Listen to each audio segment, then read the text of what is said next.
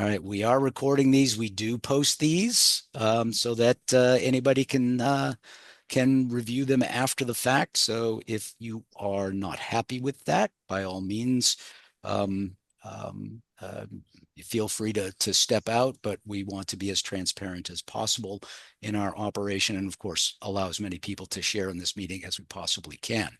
All right, we got a couple of wins that I want to celebrate. And the first is again this ballot access pledge drive that we've got going on. And again, the objective here is to get as many people as possible to pledge to sign our petition ahead of time to get our candidates on the ballot in 2026. It's extremely important to be able to gather these pledges. And we're starting slow, and then we're going to snowball in the months after May. But we met our goal in March. As a matter of fact, we exceeded our goal in March. We had a goal of simply having 100 pledges in March. We exceeded that with 133. It's going to be close for April. We are at 240 right now, unless a few of you have actually pledged while we're speaking. So maybe that number is a little higher. Our goal there is 350. And then it snowballs up to have 800 in May. And you can help, of course, by going again to that website, which is now posted again in the chat, and pledging to sign that petition when we're able to start circulating them in March of next year. One of the reasons, actually, the primary reason why this is so important to get these pledges is when we get this number into the thousands, we can start bragging about it, right? We can start talking about it.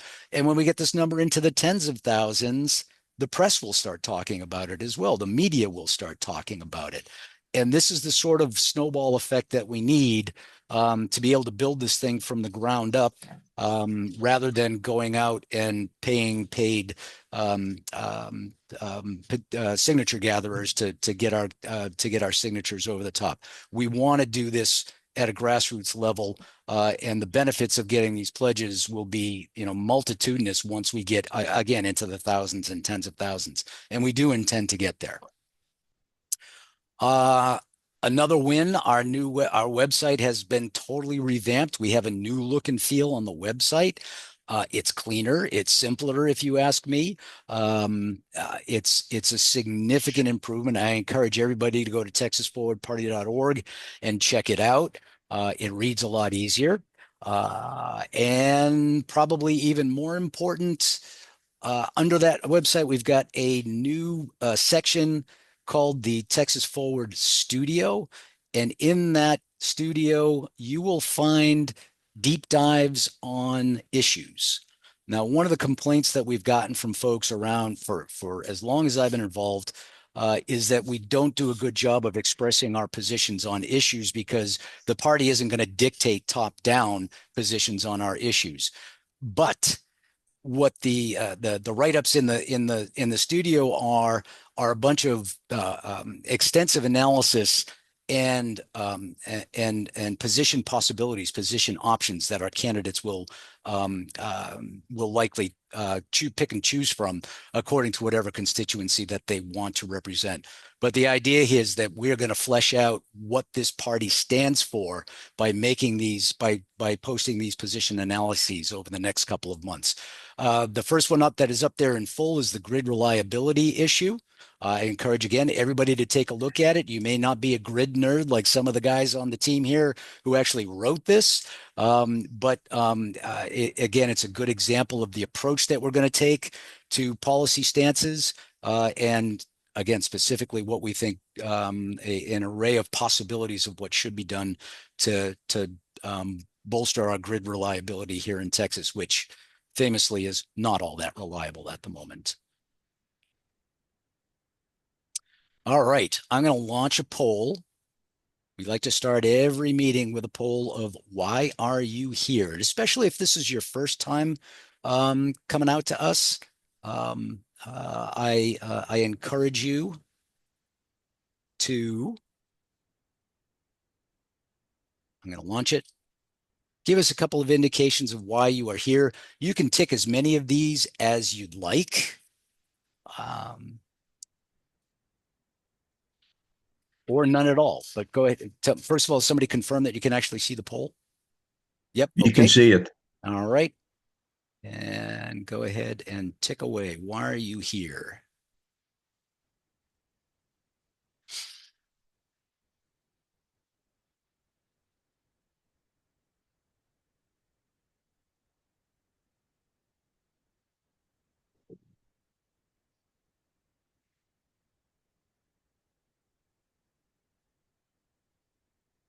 Excellent.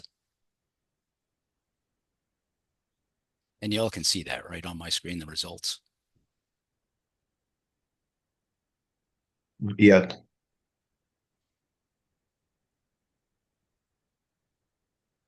All right, that's right. I have to end the poll before you can see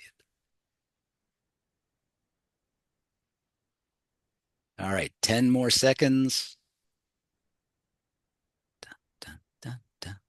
When I do in-person gatherings, I start every in-person gathering the same way because the result appears to be as inevitable as the general election results in our gerrymandered congressional and state legislative state legislative districts. All right, I will end the poll. And inevitably, a theme emerges. And we can see them here. And tell me, can you see the results now? You Not cannot? yet. Oh, share No, I'm results. There's a big oh share there. results button. That helps. Me with a computer science degree and a career in information technology. Okay. I know the feeling. Yeah, yeah, yeah. So, like I said, we put this out. I try to do it, verbally in every in-person meeting that I host for sure, because inevitably a theme emerges around I want representatives represent the majority of the people in the districts, like we see here. I don't like the divisive nature of our elected representatives. I want more choices on the ballot. We're all here for essentially the same reason, that we are unhappy with the status quo and we want to do something about it, or we want something done about it at least. And again, these themes emerge every time I do this. And thankfully, this is twice in a row that nobody ticked. I thought the forward party was a joke, and I just wanted to confirm my suspicions. So someday somebody's going to tick that box. But anyways, the theme is there, of course, that we're all unhappy with the status quo, and we want something to change going forward. How did I get back here? And one of the reasons why, certainly the core reason, I think, why everybody on this call and certainly literally millions of Texans are not happy with the current political environment is the general electorate looks like this, right? 32% in the middle, basically independents, the 25% that are either not strong Democrats or not strong Republicans. They're the leaners.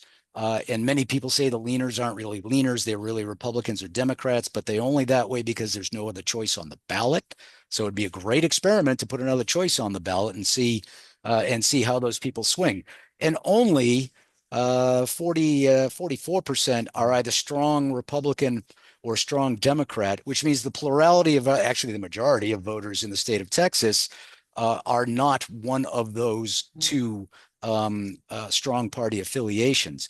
Unfortunately, the Texas legislature does not reflect that mix. The Texas legislature looks like this. It leans heavily to the right. And gerrymandering has locked this in for potentially decades. It's been this way since the year 2000, actually 2001 legislative cycle.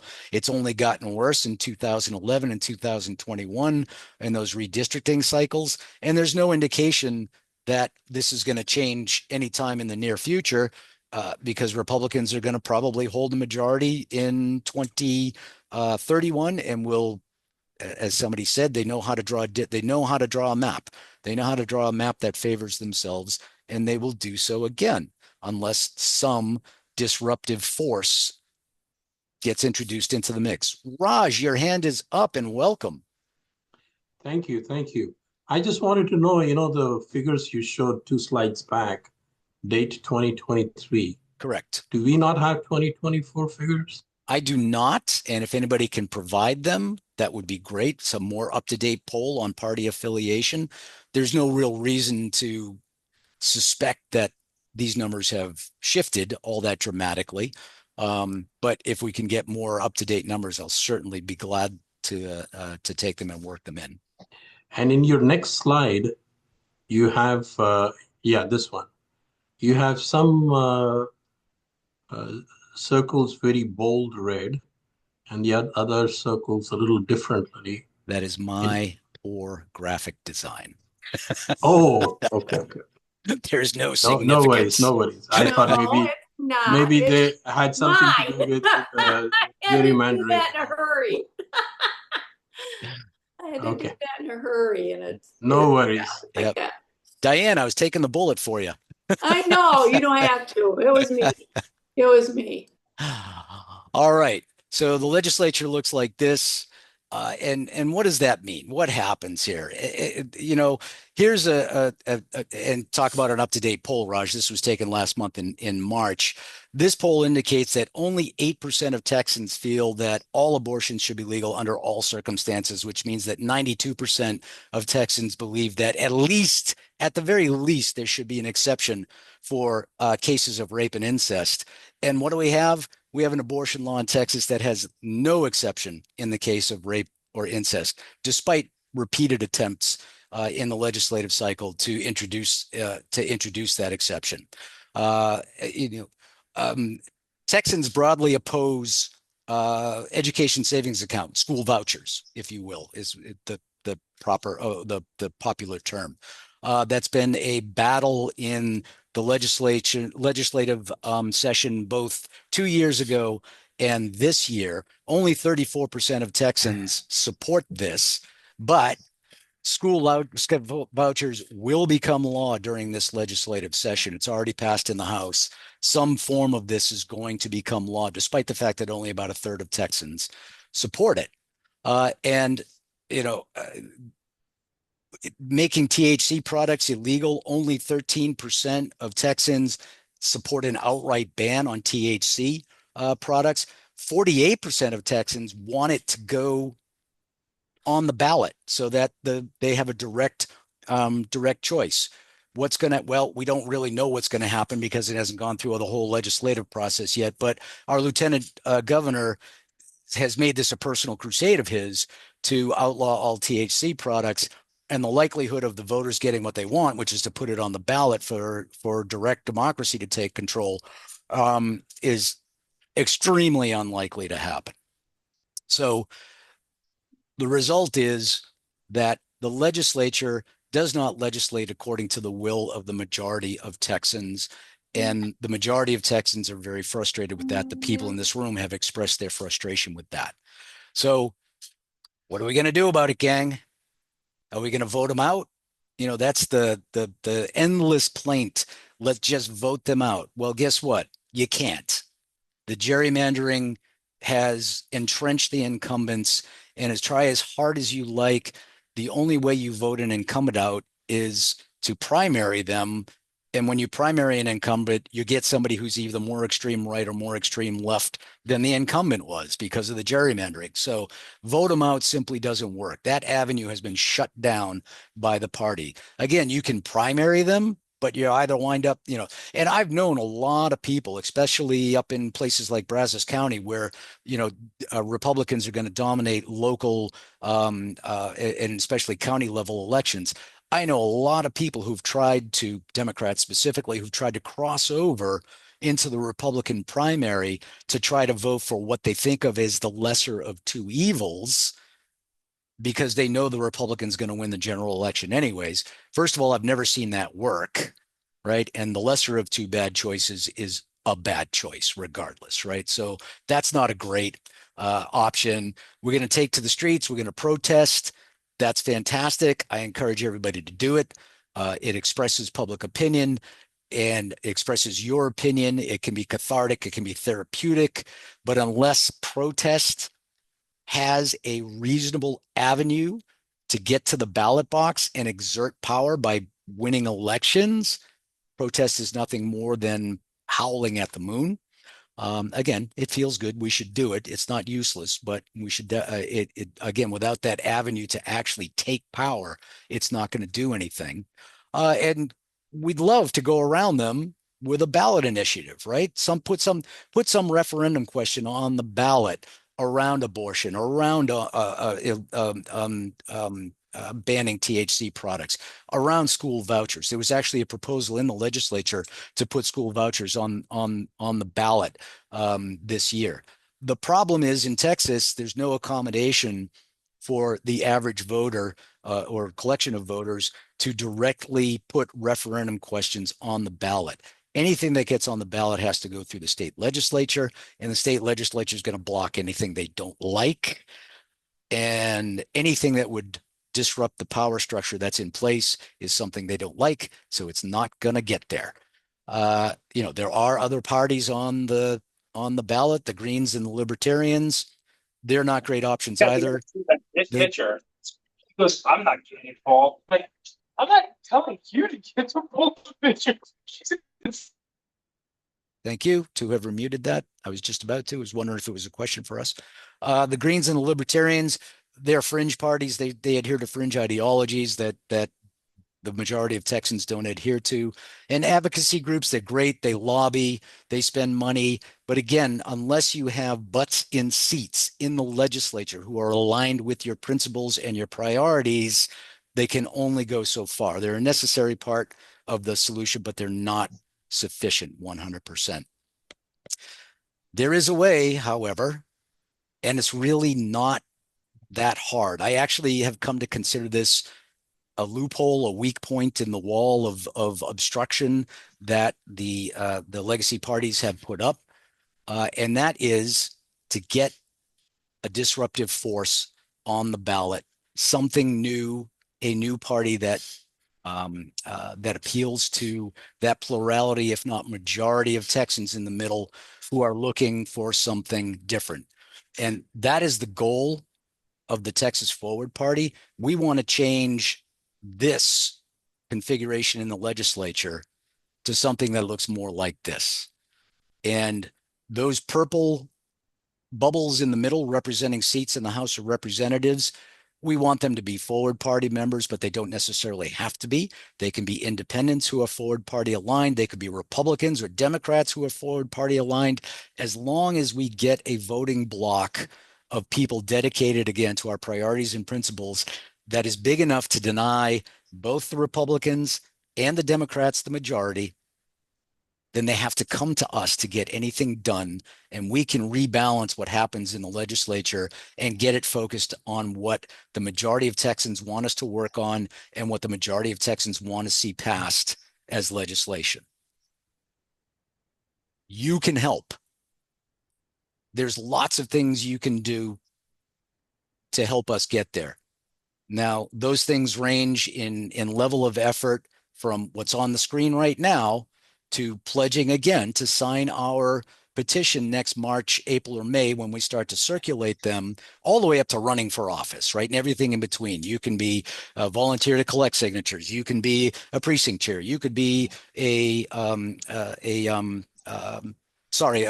county chair. You could be, you can sign up to work on one of our committees, our policy committee or our ballot access committee, or again, all the way up to run for office. But the simplest and quite frankly, the most impactful thing anybody can do right now is go to that URL, scan that code, and pledge to sign our ballot access petition next year. Because again, when we get this number in the thousands, we can start making people nervous. When we get this number in the tens of thousands, the media is going to start to take us seriously. And that's what needs to happen for all of this to actually happen and manifest itself, so that, again, back in 2031, the next redistricting cycle especially, we can control what happens in the legislature, and we can prevent the Republican Party here in the state of Texas from drawing another map that entrenches their single party power for another decade. So I'm going to pause right there and stop, open it up. Questions or comments? And now I'm even going to stop sharing.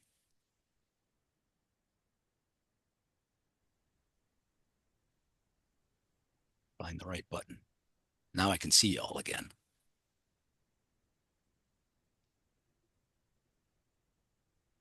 Okay. Gene Wu Shea did a good job of putting a stranglehold on the Texas legislature on THC. That's great. That's good. Um, Unfortunately, typically what they're doing is parliamentary strangleholds, right? And avoiding the worst of the possible results rather than actually legislating according to what the people of Texas want.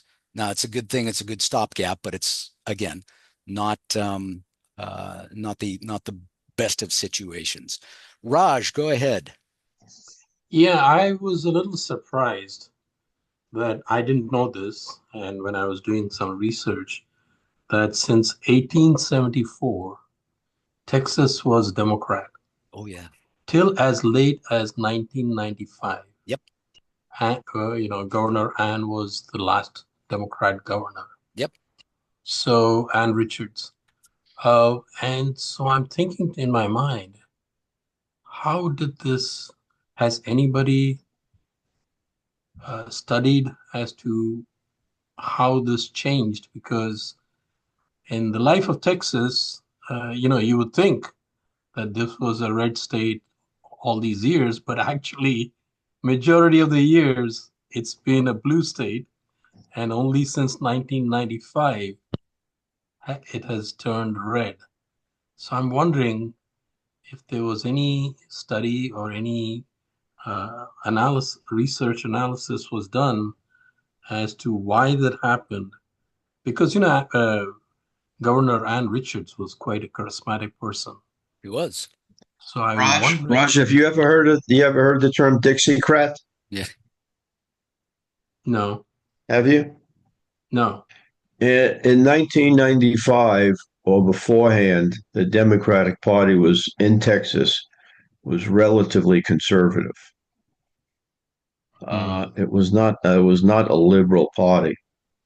I think with the advent of George Bush, it moved more conservative, and then just kept going. So that caused such a seismic change? Well, immediately after Ann Richards lost, the Republicans swept the legislature in 2000 and immediately began gerrymandering the state to maintain their legislative um, um, majority to lock it in. Contract for America. Yep.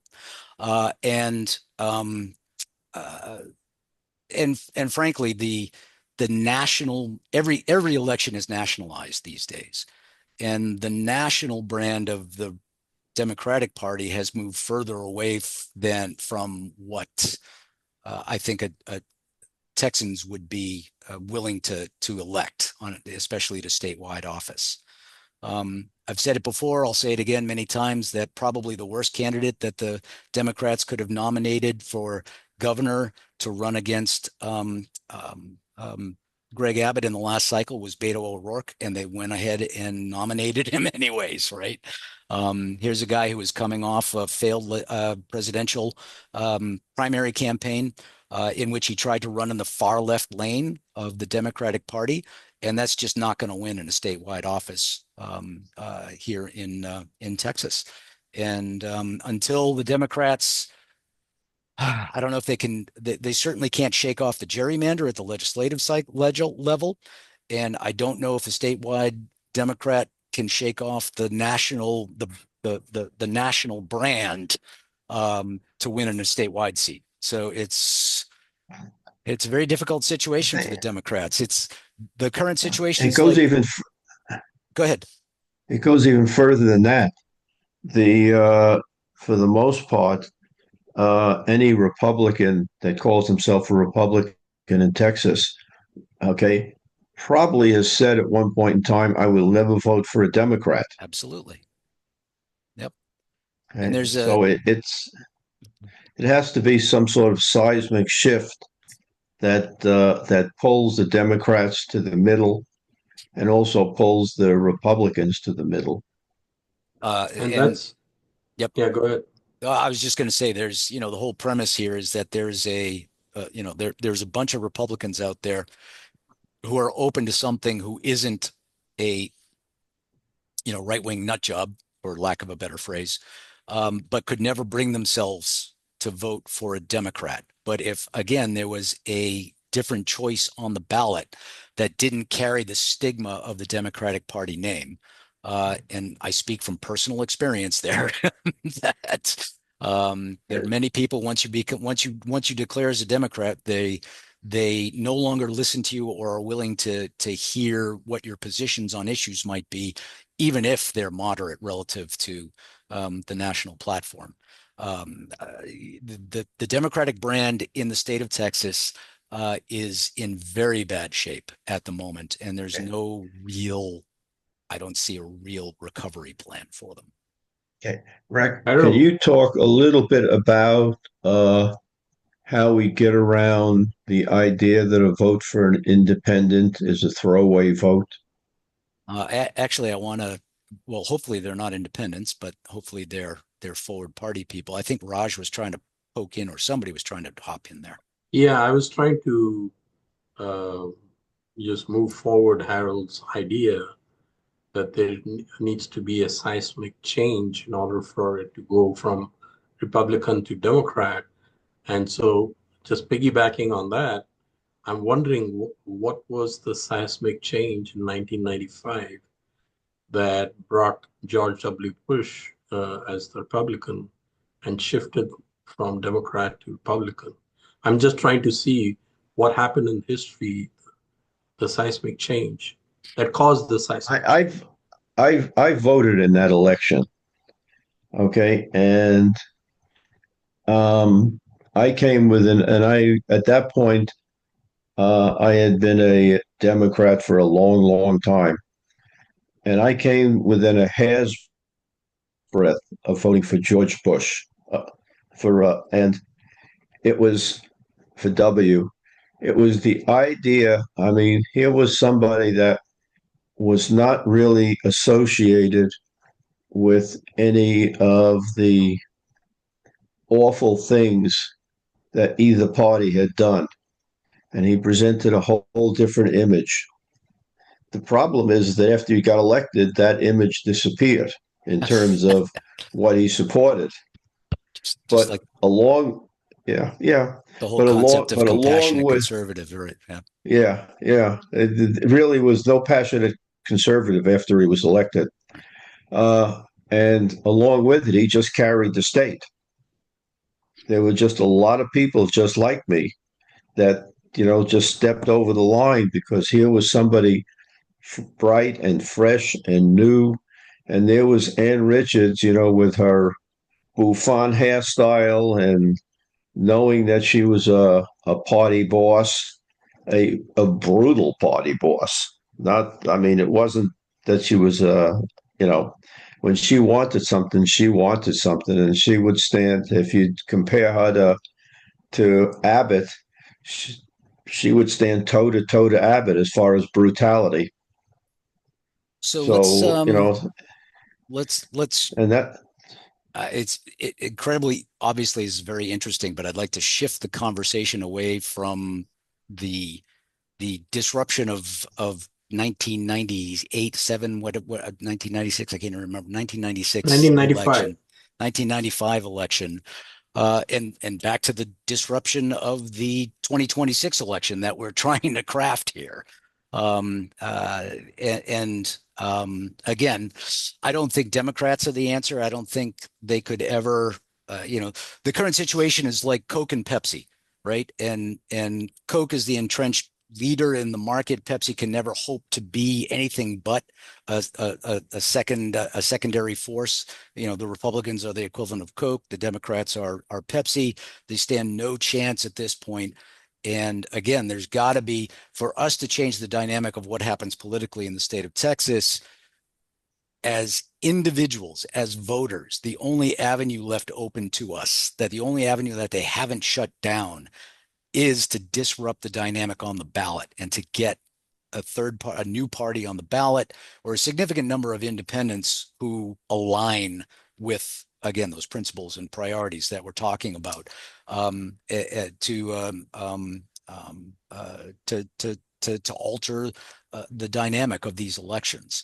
And we the only way forward, I think, in my opinion, and believe me, I've looked at this for a long time. I think the only way forward is to get Forward Party on the ballot in 2026. So I think we lost Brent. Brent was on for a bit, but I don't see him anymore. Brent, are you out there? Yeah, he's I right am. there. He's I'm here. Oh man, for right. some Well, she's below Becky. He's below Becky on my screen. I wish that held true across everybody. I kind of figured probably not, but I It just thought I'd give you a it hint. does not. Okay, but I'm even scrolling through and I can't see him, so I don't know what's going on here. But what I wanted His to do is icon is a T. no wonder. Thank you. Yeah, yeah, totally unrelated to his name. I see. There he is. What I wanted to do is I wanted to throw it up. We've got a couple of, and I want to preface this. We've got a couple of our committee chairs on the call here, and I want to give them the floor so that they can give us updates on what their committees are doing. But I want to preface this with the notion that we've been at this now for 3 years, and I've noticed that this point in time is a noticeable inflection point in what we're trying to do.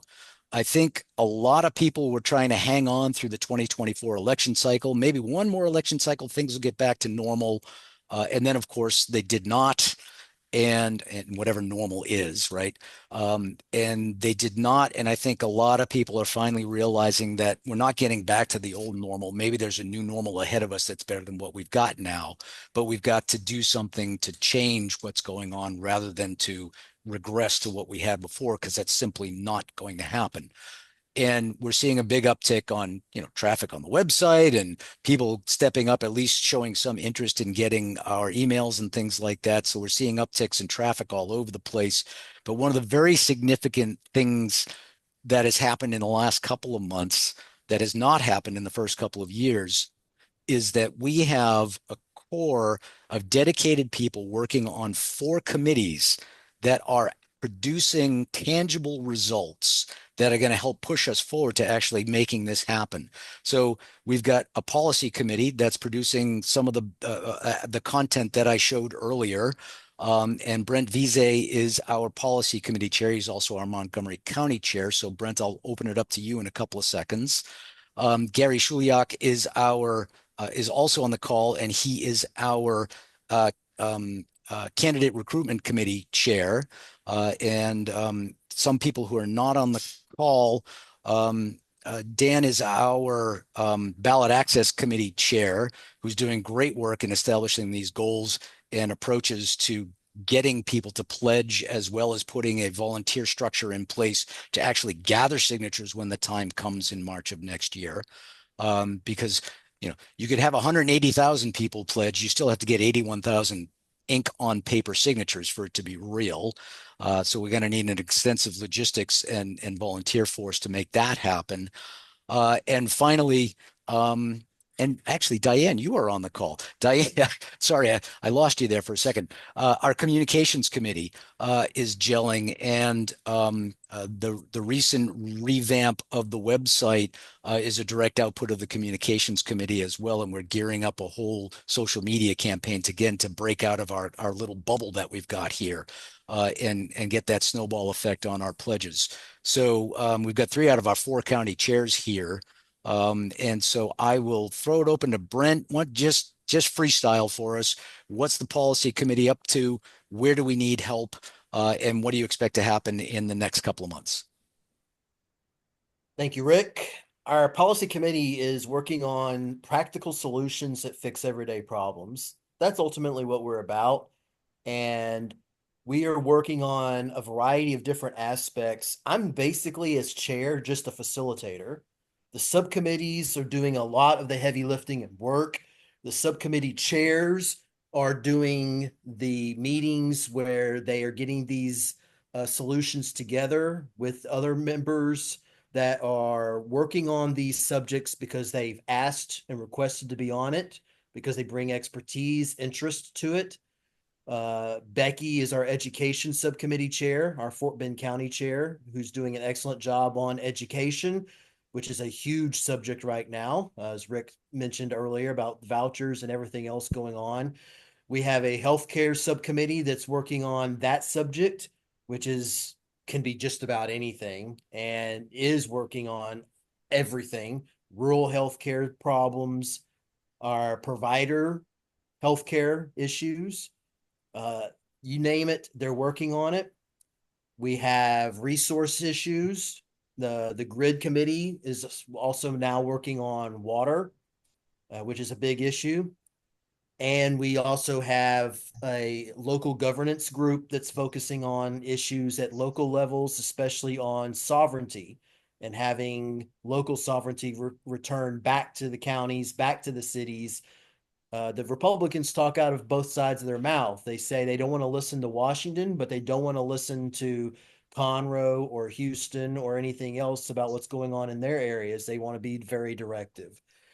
So all these different subcommittees are working on these projects, and we hopefully are going to have, I mean, I personally have been working on an affordability policy statement that was asked for by the executive committee. My expertise is I have a bachelor's in economics and a master's in international economics. So I have a little bit of expertise in economics and was looking at this through also with the vice chair in Denton County. And we have something that I think we're going to be able to present to the policy committee when we next meet.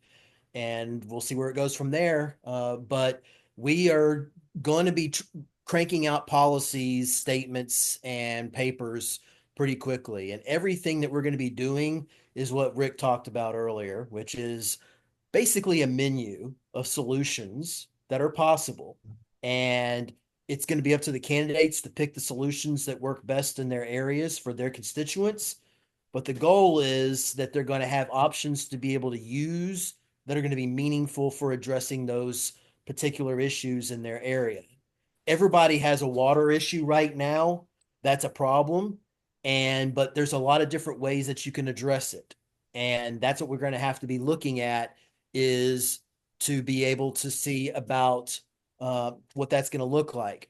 Now, Doug just said, what's the best way to raise my hand? I have zero policy experience, but I'm good at strategy. Well, definitely need outsider views. So you can definitely reach out to me and I can get you connected on the policy committee for sure.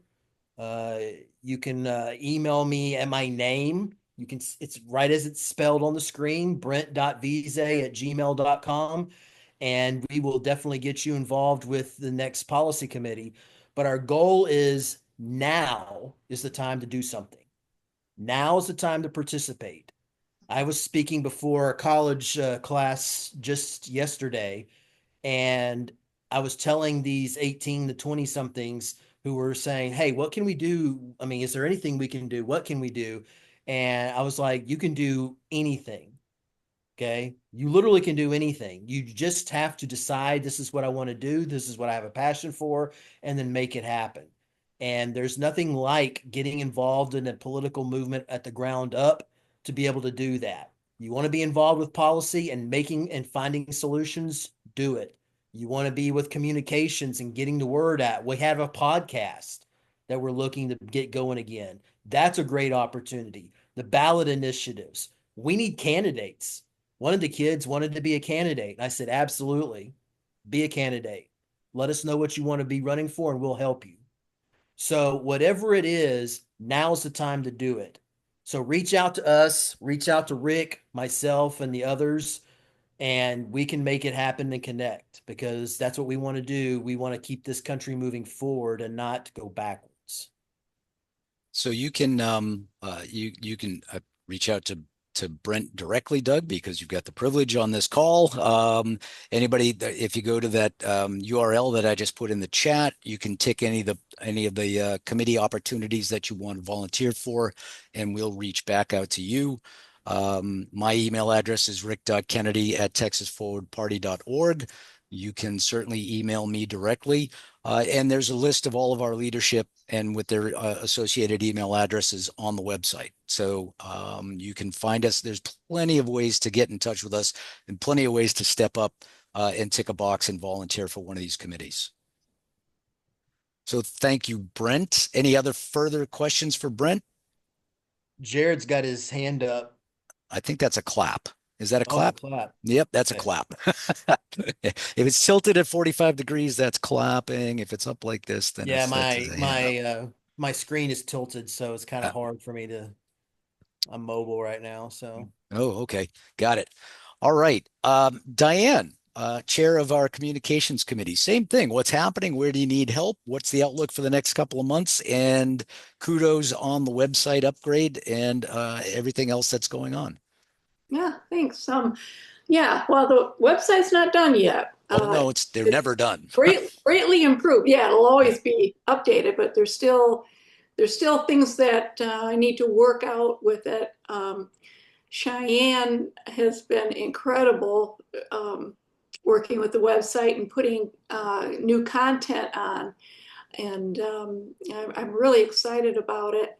I was working on it yesterday and today, and it's, I have to get used to that software.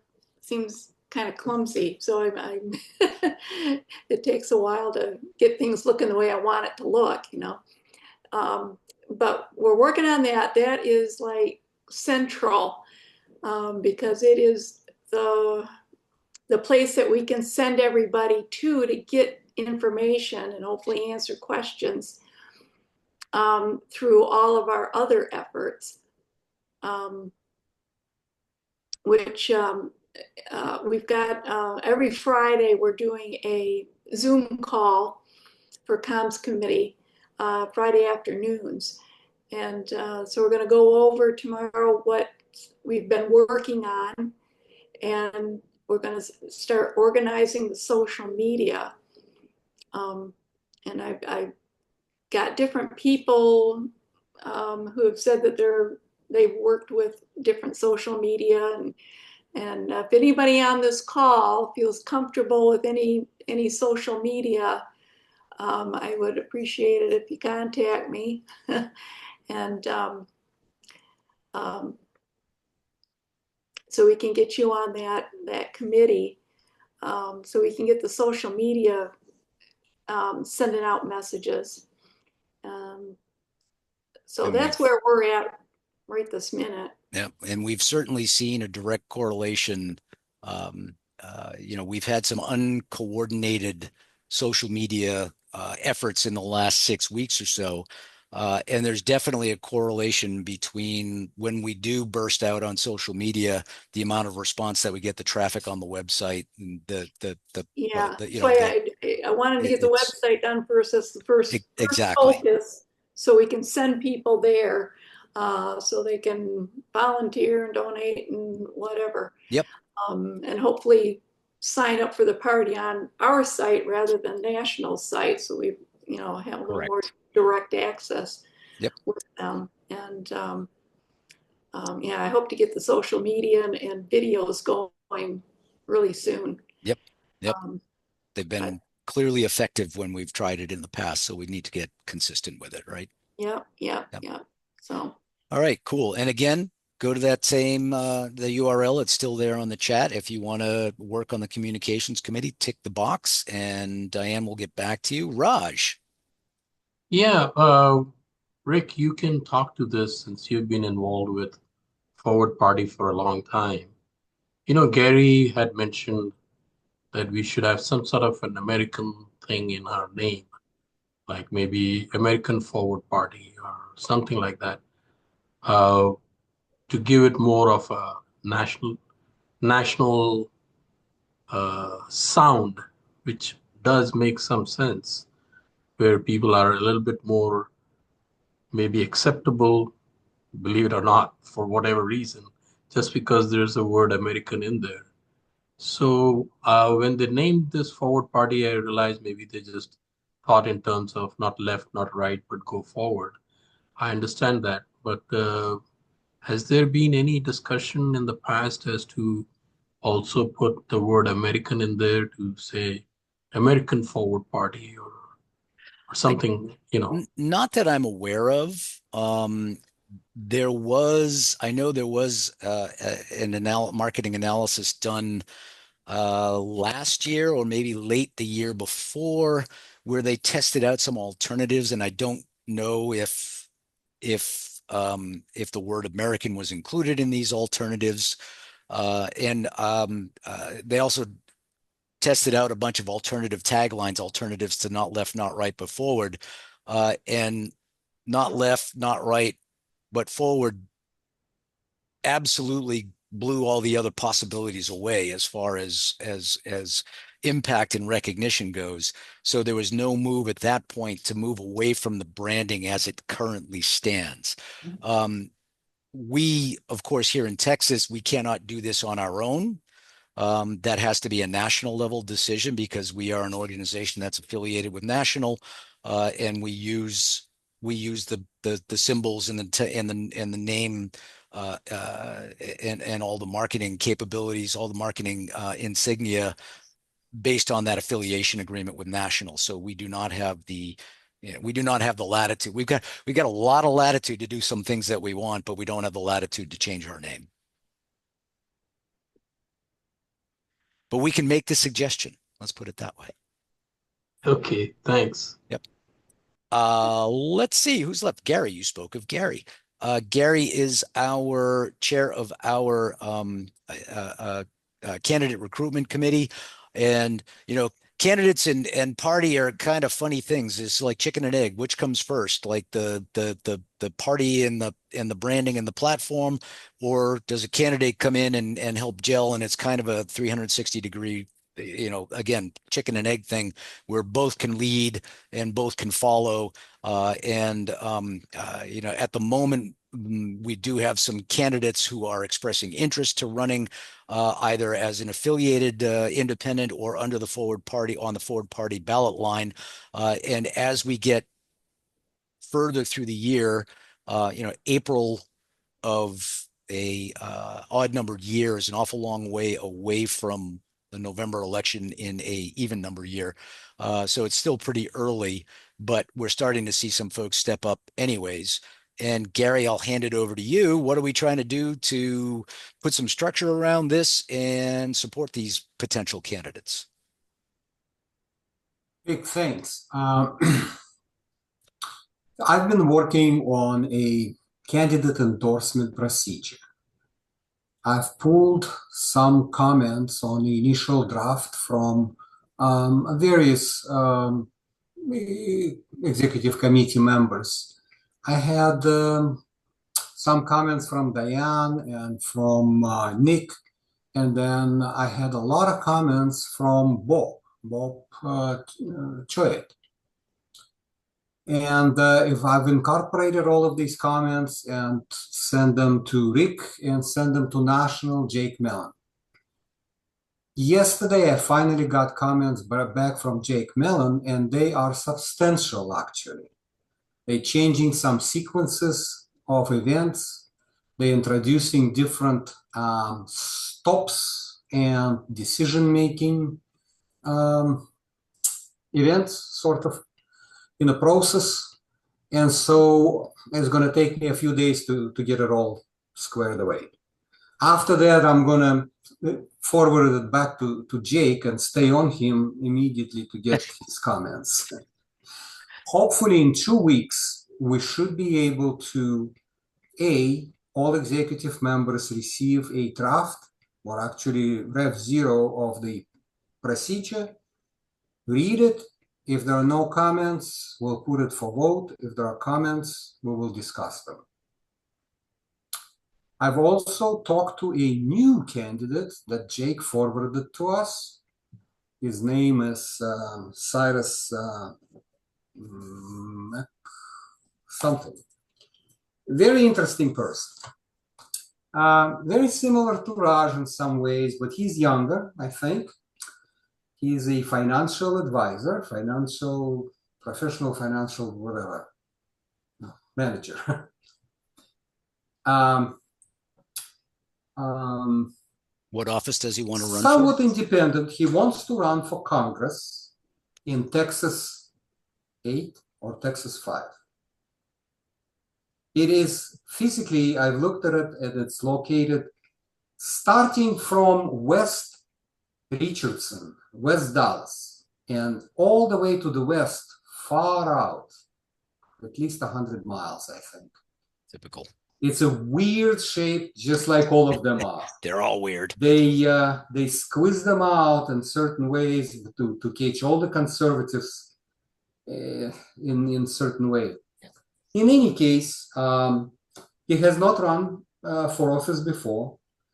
He's very interested in politics, and based on the conversation, he was extremely knowledgeable, and he likes Andrew Young and so forth.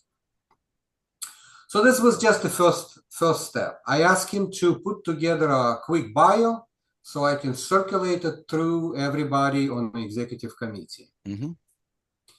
His physical location is closer to Denton. Diane, Nick. Diane and Nick are co-chairs in Denton County. Anybody. I think eventually somebody's going to have to meet with him. Well, I've kind of passed that on to Nick because I'm too busy, and he's much more in tune with that because he tried to run like Rick did. He tried to run for an office too. That's and I'll remind him. He still needs to get in touch with that fellow or I thought it was just too soon or something. Yeah, Diane. Okay, so I will continue working with Nick in your neck of the woods. Yes. Right. Okay. Also, we have a Raj, and I believe that his district is very close to Woodlands. Actually, Raj has his hand up, so I think he's got a question. Yeah, Gary, since you're the chair of candidate recruiting, and we had a very nice meeting early last week.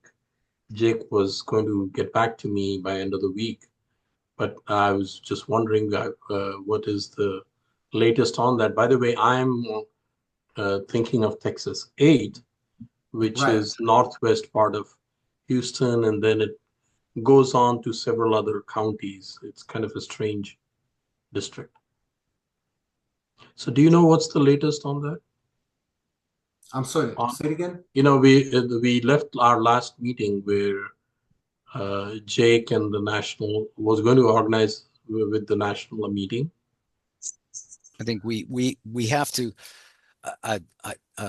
we got to chase Jake for sure. But the point I want to make here is that within 2 or 3 weeks, there's going to be a very clearly defined procedure. And Diane, this is going to go up on the website as quickly as possible once it's nailed down.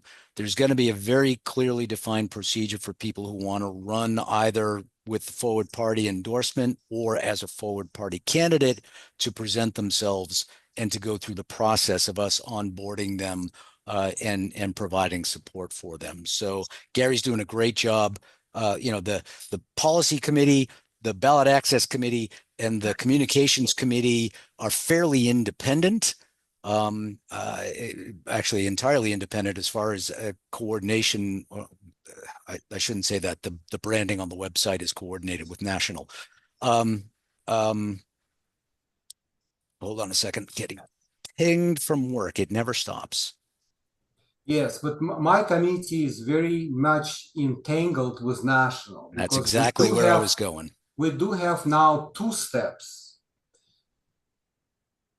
We had an attachment in our procedure dealing with background check, and we had very extensive list of background checks for the candidate. National, Jake Mellon, has informed me that National has a third-party company under contract that does all their background vetting. So what he wants us to do is at certain point, in our work to transmit information to national. National will do the background check. We will only do a very light social media check and anything we can do ourselves. But a paid service will do the criminal and other background checks. And again, Gary's doing One great. interaction with them in the middle of our processing of the candidate. And then when we are done with our evaluation, we will simultaneously submit it to the state and to the national.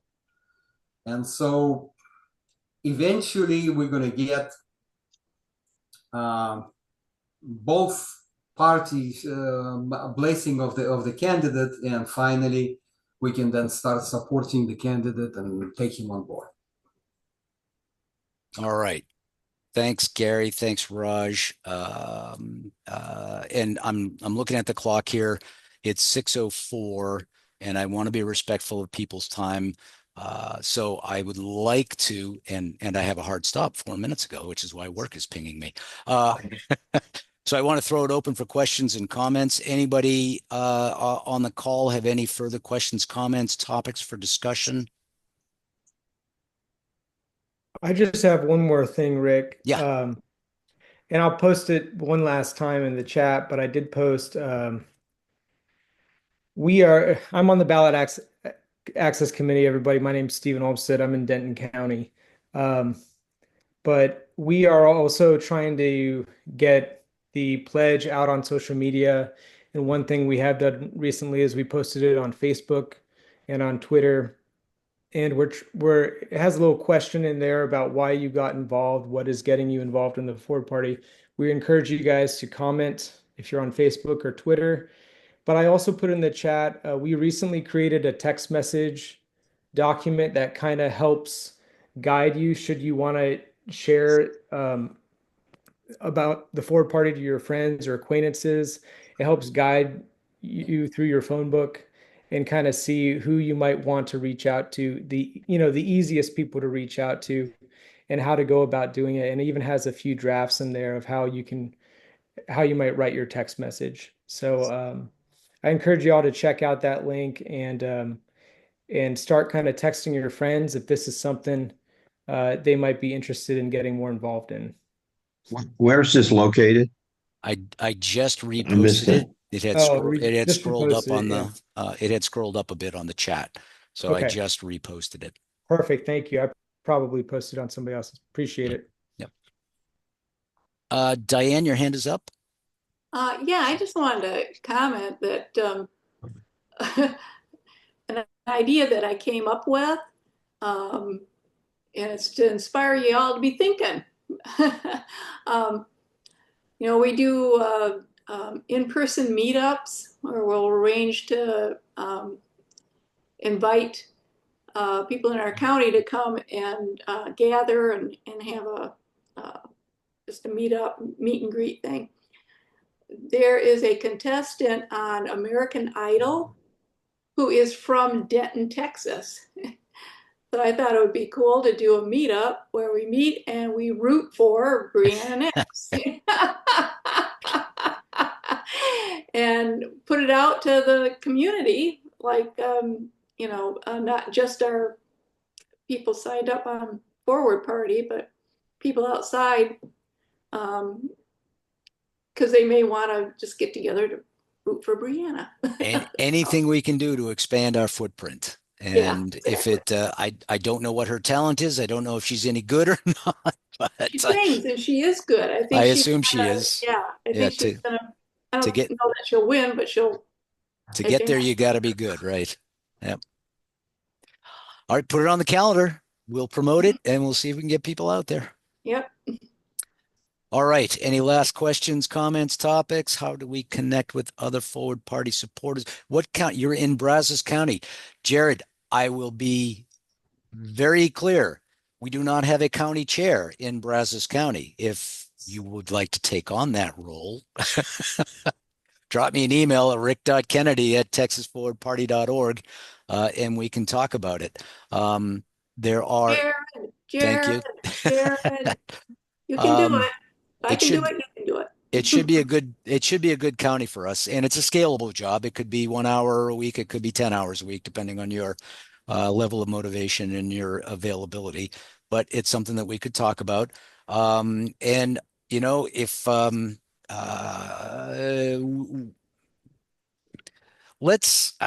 reach out to you via email, Jared. There may be other ways too. We've got several dozen folks in our email list who are in Brazos County. And maybe we can pull something together short of you volunteering your life away to be a county chair. But I'll reach out to you on email and maybe we can pull something together. I know you're trying to close out, but like, is there a process at some point where you have a certain level of supporters that you begin a process of, activating a precinct or anything like that? I mean, is there a critical mass point that you guys are looking for? The critical mass point is somebody in the county willing to step up and start to organize. Okay, so we get these names, people sign up on the website, they sign up on the national website, it trickles down to us. And what we really need is these local organizers who are willing and able to pull events together like Diane just talked about, right? And these are very simple things. There's, we can provide a very simple framework to put things together, things to talk about. And Becky says you get your own purple vest. Yeah. Things to talk to people about, things, concepts, principles, priorities to introduce people to. And you host one of these, you get 2 or 3 people to show up. You host another one, you get 5 or 6 people to show up. It's, we're not filling arenas at the moment, right? But this is how it starts. I mean, I've hosted events in my house for the last 3 years. I get anywhere from 1 to 30 people to show up, right? And it all depends on timing and everything else. Oh, there we go. Diane's modeling the vest. Yeah, stand up. There you go. You get a Wait, vest. I got a purple vest. How come? How come hers is black? No, it's purple. I think it's purple. Yeah, I Is think it we got purple? I think we've got a camera challenge there, or Yeah, it's kind of dark, but yeah, I can see purple in it. Yep. Yeah. All right, Jared, I'm pulling you up right now, so I don't forget, pulling up your record on our database so that I don't forget to reach out to you. All right, I'll throw it open one more time. Any last thoughts, questions, comments? Going once, twice, gone. Thank you very much, everybody. Appreciate your interest, your participation. We will get this done. It's going to be slow for a few months, and then it's going to snowball like crazy. And by Thanksgiving, we're going to be front page on Texas Tribune and everything else. So I appreciate your efforts, and we'll see you again real soon. Take care, everybody. Thank you, everyone. Talk to y'all later. Thank Bye. you. Bye, everyone. Bye.